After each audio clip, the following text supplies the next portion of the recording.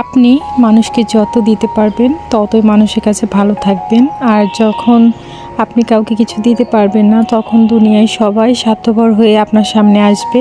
Hello everyone, আসসালামু আলাইকুম। কেমন আছেন আপনারা সবাই? আশা করছি সবাই খুব ভালো আছেন। আলহামদুলিল্লাহ আমরা আছি মোটামুটি ভালোই। তো প্রতিদিনের মতো আমি সুরাইয়া চলে আসলাম নতুন একটি ব্লগ ভিডিও নিয়ে। আশা করছি পুরো ভিডিওটি আপনাদের কাছে ভালো লাগবে। আসলে আজকে মনটা সেরকম ভালো না, এই জন্য দুপুরবেলা থেকেই ভিডিওটি শুরু করেছি। সারাদিন আর ভিডিও করতে পারিনি, যতটুকু ভিডিও করেছি সেটাই আপনাদের সঙ্গে শেয়ার করছি। বর্তমান এত গরম পড়েছে, প্রতিদিন পানি দেওয়ার পরও কেন যেন গাছগুলোর মাটি একদম শুকিয়ে যায়। এই জন্য আমি আজকে দুপুরবেলায় পানি দিয়েছি। যেহেতু দুপুরবেলা পানি দিতে হয় না, তারপর কিছু করার নেই। আর এদিকে আমি কিছু কথা আপনাদের সঙ্গে আজকে শেয়ার করব। আসলে দুনিয়াটা হয়ে গিয়েছে এখন স্বার্থপরের দুনিয়া। আমরা কেন যেন মানুষকে নিঃস্বার্থভাবে ভালোবাসতে পারি না, শুধু স্বার্থর জন্যই ভালোবেসে যাই।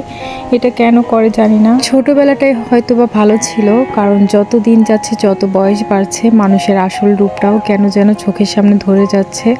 আর যখনই এগুলো নিয়ে উচিত কথা বলছি, তখনই কেন যেন মানুষের শত্রু হয়ে দাঁড়াচ্ছি। যত দিন যাচ্ছে কেন যেন মানুষের বাস্তব রূপটা চোখে পড়ছে। জানি না কি করেছি সবার।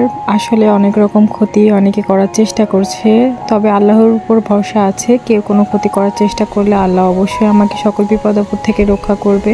অনেকেই বলে বোবা মানুষের শত্রু নেই, তবে আমি বলবো বোবা মানুষেরও শত্রু অবশ্যই আছে।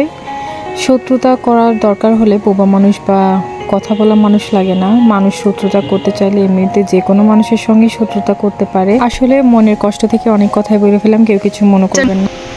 হঠাৎ করে দেখি বাতাস হচ্ছে, লোকে কিন্তু ভীষণ রোদ ছিল, এই জন্য আমি কালো উঠাইনি। হঠাৎ করে দেখি খুব ঝড় বাতাস বৃষ্টি হওয়া শুরু হয়ে গিয়েছে।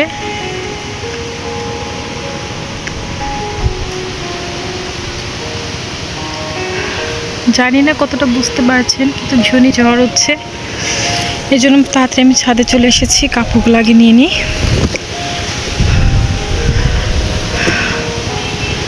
তো আপনাদের কোথায় কোন অঞ্চলে এরকম বৃষ্টি হচ্ছে সেটাও সবাই কমেন্টের মাধ্যমে জানাবেন। আমার কিন্তু বেশ ভালো লাগছিল, ছাদে বসে অনেকক্ষণ ছিলাম। বাতাসটা আসলে খুব ভালো লাগছিল। তারপরে তাড়াতাড়ি নিচে এসে আমি একটু গরম গরম চা বানিয়ে নিলাম। বৃষ্টি দেখলেই তো মনে হয় একটু চা খাই। যদিও এখনও বৃষ্টি হচ্ছিল না, তখন শুধু হালকা পাতলা বাতাসই হচ্ছিল। এই জন্য আমি চা নিয়ে বেলকনিতে বসে এনজয় করছিলাম আর খাচ্ছিলাম। তো আজকে ভিডিওটি কোথা থেকে কে দেখছেন সবাই কমেন্টের মাধ্যমে জানান। ভিডিওটি আপনাদের ফ্যামিলি ফ্রেন্ডসের কাছে শেয়ার করতে পারেন।